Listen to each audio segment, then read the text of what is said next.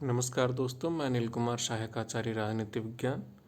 आज हम BA first year के टॉपिक आचार्य विष्णुगुप्त कौटिल्य के न्याय व्यवस्था संबंधी विचार पढ़ेंगे। कौटिल्य की न्यायिक व्यवस्था तथा कानून व दंड व्यवस्था संबंधी जो विचार थे वो उनकी पुस्तक अर्थशास्त्र में वर्णित हैं। तो न्यायिक व्यवस्था के संबंध में उनके क्या विचार हैं। तो सबसे पहली बात आती है कि कौटिल्य महोदय ने दो प्रकार के न्यायालयों का उल्लेख किया है, धर्मस्थलीय तथा कंटक शोधन। धर्मस्थलीय का अभिप्राय नागरिकों के पारस्परिक व्यवहार से उत्पन्न होने वाले विवादों का निर्णय करने से है। इसके अंतर्गत संपत्ति, संविदा, उत्तराधिकार, विवाह, मजदूरी, ऋण, साझेदारी आदि जो विवाद हैं वो आते हैं। नंबर 2 है कंटक शोधन। कंटक शोधन के अंतर्गत राज्य के विरुद्ध किए जाने वाली सभी अपराधों पर विचार किया जाता है। इसमें प्रमुख रूप से प्रजा के दिन प्रतिदिन के विवाद आते हैं। तो दोस्तों, कौटिल्य न्याय व्यवस्था है, इसके ऊपर बहुत ज़्यादा जोर देते हैं और न्याय प्रणाली को राज्य का प्राण समझते हैं। और उनका विचार है कि जो राज्य अपनी प्रजा को न्याय प्रदान नहीं कर सकता वह शीघ्र ही नष्ट हो जाता है। उनके अनुसार राज्य का उद्देश्य प्रजा के जीवन तथा संपत्ति की रक्षा करना तथा असामाजिक तत्वों एवं अव्यवस्था उत्पन्न करने वाले व्यक्तियों को दंडित करना है। दोस्तों, आज के समय में जो दीवानी और फौजदारी न्यायालय हैं, लगभग उनका पर्यायवाची ही धर्मस्थली तथा कंटक शोधन न्यायालय होते हैं।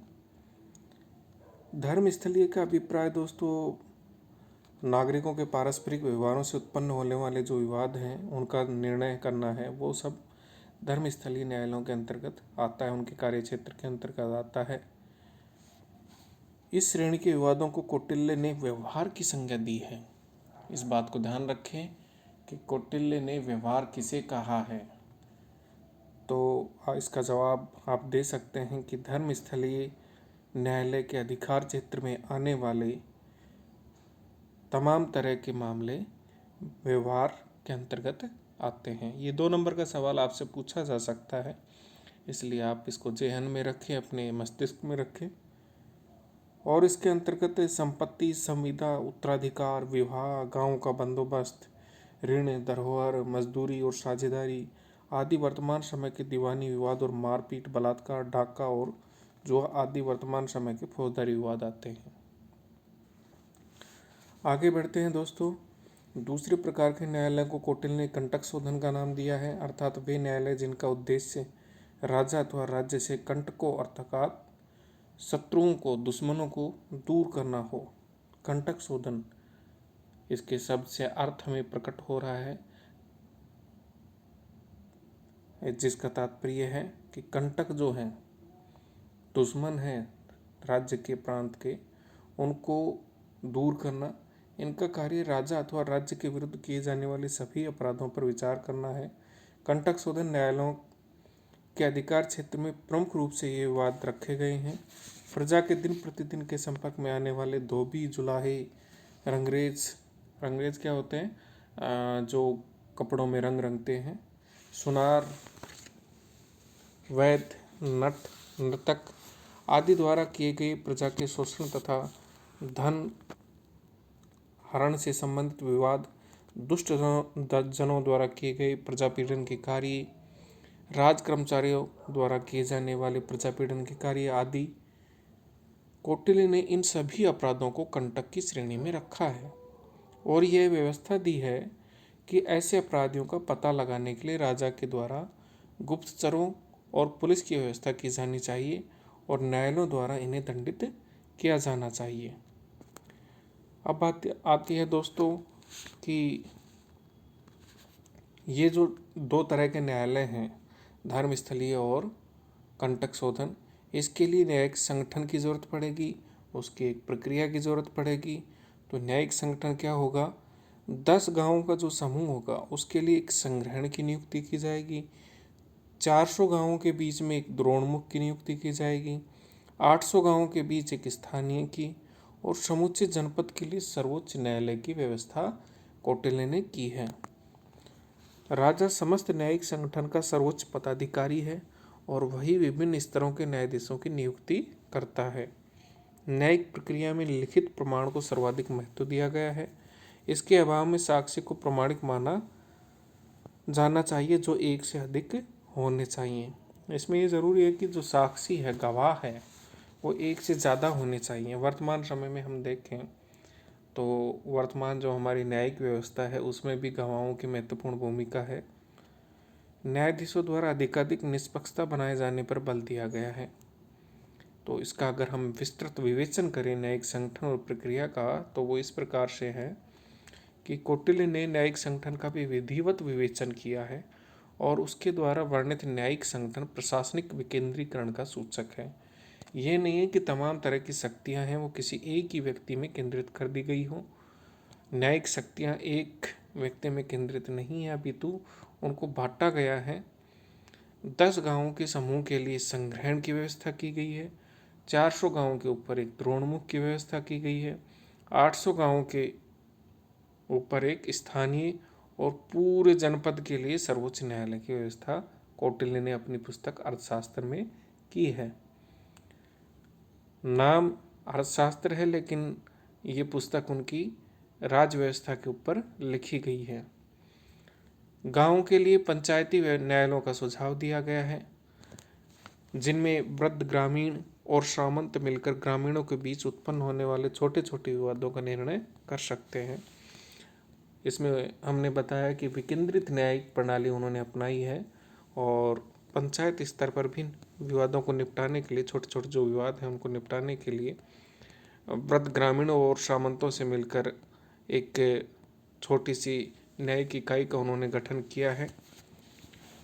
उसने विवादों को मध्यस्थता द्वारा निपटाने की सलाह दी है और प्रशासनिक कर्मचारियों के मध्य उत्पन्न होने वाले विवादों का निर्णय विभागाध्यक्षों की अध्यक्षता में विभागीय प्रशासनिक न्यायालयों द्वारा किए जाने का सुझाव दिया है। राजा कौटिल्य के समस्त न्यायिक संगठन का सर्वोच्च पदाधिकारी है और वही विभिन्न स्तरों के न्यायाधीशों की नियुक्ति करता है। दोस्तों, अगर न्यायाधीशों की नियुक्ति की बात की जाए तो नियुक्ति का अधिकार राजा का होगा, क्योंकि सर्वोच्च शक्तिशाली, सर्वोच्च निर्णयकर्ता जो व्यक्ति है राज्य में वो राजा है। इसलिए न्यायाधीशों की नियुक्ति का मामला भी राजा ही देखेगा। कौटिल्य एक ही न्यायाधीश वाले न्यायालयों को उचित नहीं मानता। कौटिल्य का मानना है कि एक न्यायालय में एक न्यायाधीश बैठे ये उचित नहीं है, क्योंकि वो तो अपनी मर्जी से फैसला दे सकता है और उसमें मनमानी की संभावना बढ़ जाती है। और कौटिल्य का मानना था कि उच्चतर न्यायालयों में 3 धर्मस्थ न्यायाधीश तथा 3 अमात्य होने चाहिए। जो उच्चतर न्यायालय हैं, बड़े न्यायालय हैं, उनमें 3 तो धर्मस्थ अर्थात न्यायाधीश होने चाहिए और 3 अमात्य होने चाहिए, जो एक साथ बैठकर जो भी विवाद हैं उनको सुने और उनके बारे में अपना निर्णय दें। न्यायिक प्रक्रिया में उसके द्वारा वादी तथा प्रतिवादी के वक्तव्य, साक्षी और गुप्तचर व्यवस्था को अपनाने का सुझाव दिया गया है। उसका कथन है कि वादी तथा प्रतिवादी के वक्तव्य लिखे जाने चाहिए। आज की जो न्यायिक व्यवस्था है उसमें भी ऐसा ही प्रावधान है। तो कौटिल्य देखो कितने महान विद्वान थे कि सैकड़ों हजारों सालों पहले उन्होंने इस तरह के विचार प्रस्तुत किए। तथ्यों का ज्ञान प्राप्त करने के लिए लिखित प्रमाणों को सर्वाधिक महत्व दिया जाना चाहिए और उनके अभाव में साक्षी को प्रमाणिक माना जाना चाहिए। साक्षी यानी गवाह। आज के समय में भी हम देखते हैं दोस्तों कि वर्तमान न्यायिक प्रणाली में भी गवाह की महत्वपूर्ण भूमिका है।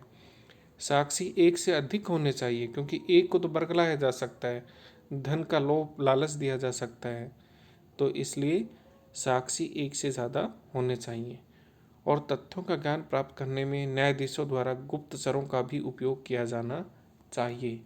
कोई भी तथ्य है अपराध से संबंधित, उनकी जानकारी के लिए गुप्तचर व्यवस्था पर कौटिल्य महोदय ने ज़्यादा जोर दिया है।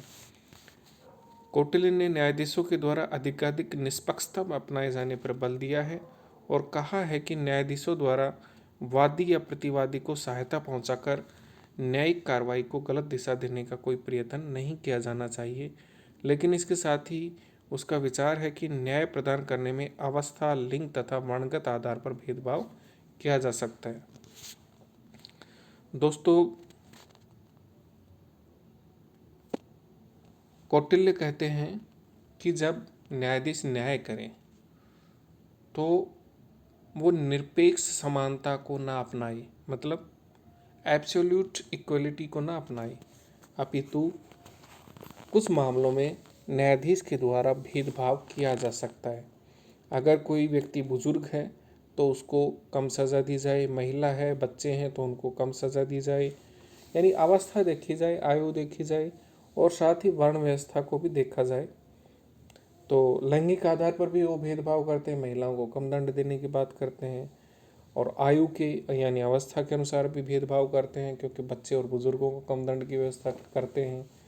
वर्ण व्यवस्था के आधार पर भी जो दंड है उसको कम करने के पक्षधर हैं। कौटिल्य ने न्यायाधीश के आचरण की निगरानी रखने पर भी बल दिया है और यह कार्य गुप्तचर विभाग को सौंपा है।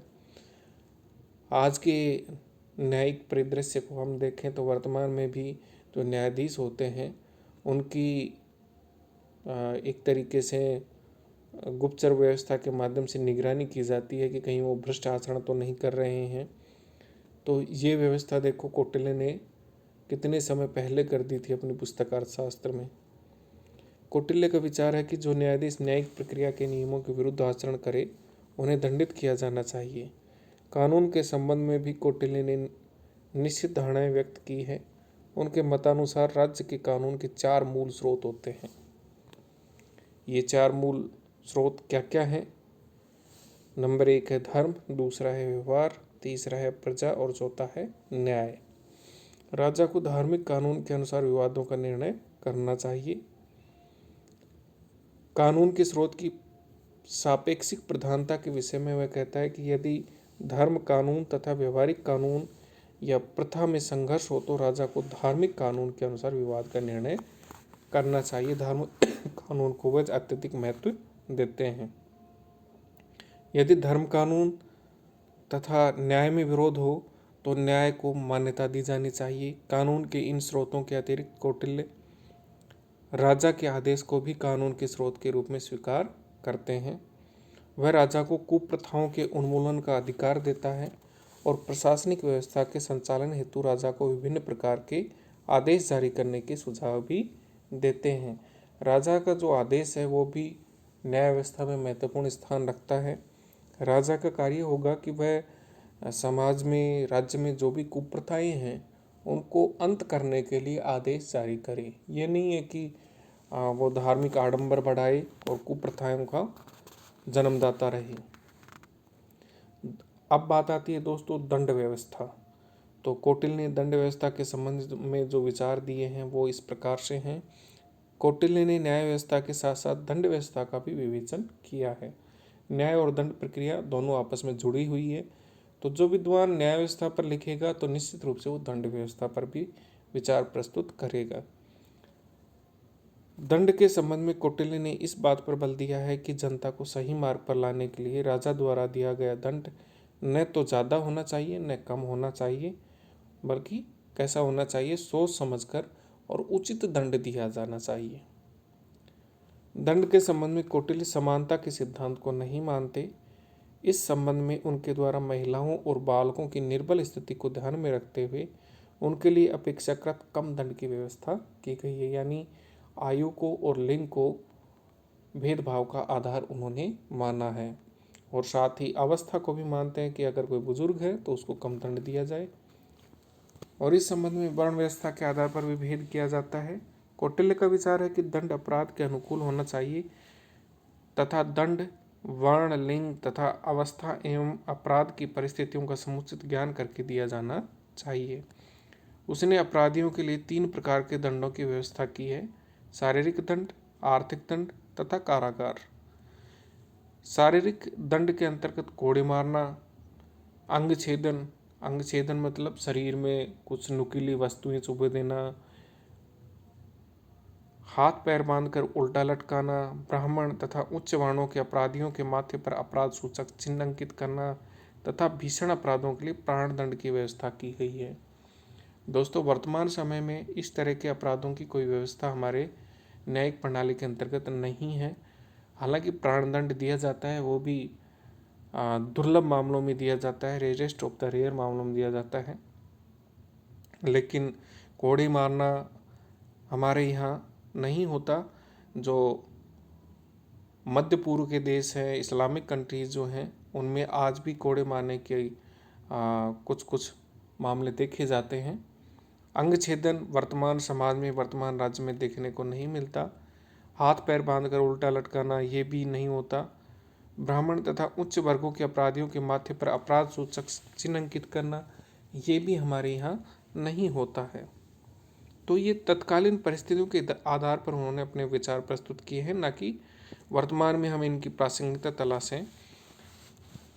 आर्थिक दंड को मुख्यतः 3 श्रेणियों में रखा गया है कौटिल्य के द्वारा। पहला है प्रथम, मध्यम तथा उत्तम साहस दंड।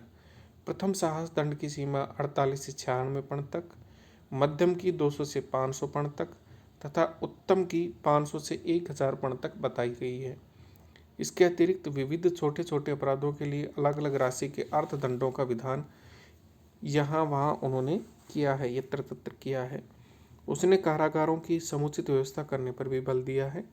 इस प्रकार कौटिल्य के द्वारा कठोर दंडों की व्यवस्था की गई है। विशेषतया शारीरिक दंड के रूप में अंग छेदन, कोड़े लगाना, उल्टा लटकाना आदि के दंड अमानुषिक प्रकृति के लगते हैं, अमानवीय लगते हैं। आज के माहौल में देखें तो ये बिल्कुल ही न्याय की एक बर्बर व्यवस्था है, अमानवीय व्यवस्था है, अमानुषिक व्यवस्था है। किंतु इस बात से इनकार नहीं किया जा सकता कि प्राचीन भारत में दंड की ये विधियां प्रचलित थी। तत्कालीन समय में ये दंड की विधियां प्रचलित थी और प्राचीन भारत के अन्य आचार्यों ने भी कठोर दंडों का ही समर्थन किया है। अतः यही कहना होगा कि दंड व्यवस्था करने में कौटिल्य आदर्शवादी की अपेक्षा व्यवहारिक ही अधिक है। वैसे भी कौटिल्य के विचार यथार्थवादी हैं, व्यवहारिक विचार हैं, उनमें आदर्शवाद देखने को नहीं मिलता है। तो दंड व्यवस्था के संबंध में भी उनके जो विचार हैं बिल्कुल यथार्थवादी हैं, आदर्शवाद से उनका कोई लेना देना नहीं है। तो दोस्तों, अगर हम इनके संपूर्ण न्याय संबंधी कार्यों को देखें तो इसमें छोटे प्रश्न भी बन सकते हैं कि कौटिल्य ने कितने प्रकार के न्यायालयों का वर्णन किया है। धर्मस्थलीय और कंटक शोधन 2 प्रकार के न्यायालयों का उन्होंने वर्णन किया है। अब इसमें 2 नंबर का और भी सवाल बन सकता है कि धर्मस्थलीय न्यायालयों में के अंतर्गत किस किस तरह के विवाद निपटाए जाते थे, या फिर कंटक शोधन न्यायालय में किस तरह के मामले निपटाए जाते थे, और जो न्यायिक संगठन है उसके ऊपर भी 2 नंबर के सवाल बन सकते हैं कि 10 गांवों के ऊपर एक संग्रहण रखा जाएगा, 400 गांवों पर कितने द्रोणमुख होंगे, 800 गांवों पर क्या व्यवस्था है, और पूरे जनपद के लिए न्यायिक रूप से कौन सा संगठन काम करेगा। 10 गांवों के लिए न्यायिक रूप से कौन सा संगठन काम करेगा, 400 गांवों के लिए कौन सी संरचना काम करेगी, 800 गांवों के लिए कौन सी संरचना काम करेगी। तो ये न्यायिक संगठन के ऊपर भी 2-2 नंबर के सवाल बन सकते हैं। साथ ही जो दंड के संबंध में प्रावधान है कि कितने प्रकार के दंडों की उन्होंने व्यवस्था की है, तो इनके ऊपर भी आपको ध्यान देना है। और इसके अतिरिक्त जो महत्वपूर्ण सवाल बनता है वो ये है कि न्याय प्रणाली के अंतर्गत पूर्ण समानता के पक्षधर नहीं है कौटिल्य महोदय, तो किन किन आधारों पर वो दंड में भेदभाव के पक्षधर हैं। तो आप जवाब दे सकते हैं कि लिंग के आधार पर, अवस्था के आधार पर, वर्ण के आधार पर भेदभाव के पक्षधर हैं। धन्यवाद दोस्तों। आगे के वीडियो में हम कौटिल्य से संबंधित अन्य विचारों का अध्ययन करेंगे।